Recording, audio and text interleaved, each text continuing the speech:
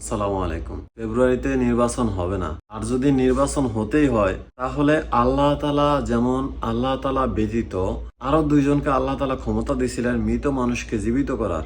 একজন হচ্ছে তার প্রিয় নবী ঈসা আলাইহিস সালামকে, আরেকজন হইছে দাজ্জালকে দিব আল্লাহ তাআলা মৃত মানুষকে জীবিত করার জন্য, যার হাত নাই তার হাত লাগানোর জন্য, যার পা নাই তার পা লাগানোর জন্য এরকম একটা ক্ষমতা দিব পৃথিবীর ভিতরে দুইজন, একজন হচ্ছে নবী আর একজন হচ্ছে শেষ জামানার দাজ্জাল।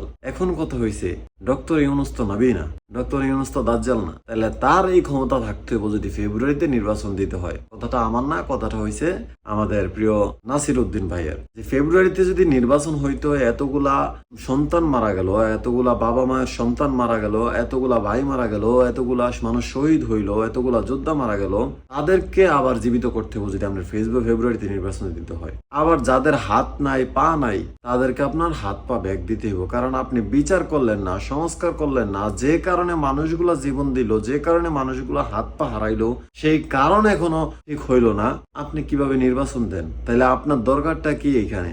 আপনারা সরকার হিসাবে আনছে যেন আপনি এইসব মানুষের বিচার করতে পারেন। এইসব মানুষের যে স্বপ্ন নিয়ে দেখছে, এইসব মানুষ যে স্বপ্ন নিয়ে আন্দোলন করছে, সেই স্বপ্ন পূরণ করতে পারেন।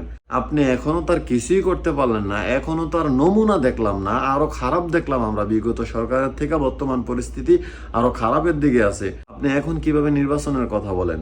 আপনার বিএনপি যে পরিমাণ পাগল হয়ে গেছে, উন্মাদ হয়ে গেছে, এগুলোর থামানোর মতো কোনো স্কোপ নাই, থামানোর মতো কোনো প্রযুক্তি এখনো মনে হয় না বাইর হয়েছে, থামানোর মতো কোনো আইনও মনে হয় না প্রয়োগ হইতেছে। আপনি সেগুলাই করতে পারেন না, এখনো সংস্কার করতে পারেন না, আইন ঠিক করতে পারেন না। আপনি এই আইন, এই প্রশাসনের মাধ্যমে যদি আপনি নির্বাচন দেন, আপনার নির্বাচন কি সুষ্ঠু হইব?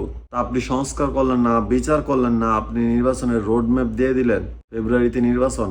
এইটা কেমনে? আমি বুঝতেছি যে আপনি লন্ডনে যখন তারেক রহমানের সাথে দেখা করছেন তখন তার সাথে আপনার সাথে একটা বনিবনা হয়ে গেছে। আপনার সাথে যে একটা দলের বনিবনা হয়েছে, সেই দলটা বর্তমানে বাংলাদেশে কি পরিস্থিতি করতে আছে আপনি কিন্তু সবাই জানেন। এটা শুধু আপনি না, এটা বাংলাদেশের সবাই জানে, সব নাগরিকই জানে এখন সেই দলটা বাংলাদেশের উপরে কি করতেছে। এমন কোনো কিছু নাই যে তারা করে না। তো সেই দলের আপনি সামনে রেখে যদি আপনি ফেব্রুয়ারিতে নির্বাচন দেন, সেই দল যদি ক্ষমতায় আসে, বাংলাদেশের অবস্থা থাকবো? তাহলে এই যে মানুষগুলা রক্ত দিল, এই যে মানুষগুলা শহীদ হইলো, এই যে মানুষগুলা হাত হারাইলো, পা হারাইলো, পরিবার হারাইলো, একের পর এক ট্র্যাজেডি শুরু হইলো, তাই লাভটা হইলো কি আমাদের? আমরা যে এই যে কথা বলতেছি এখনো পর্যন্ত, তা আমাদের লাভটা হইলো কি?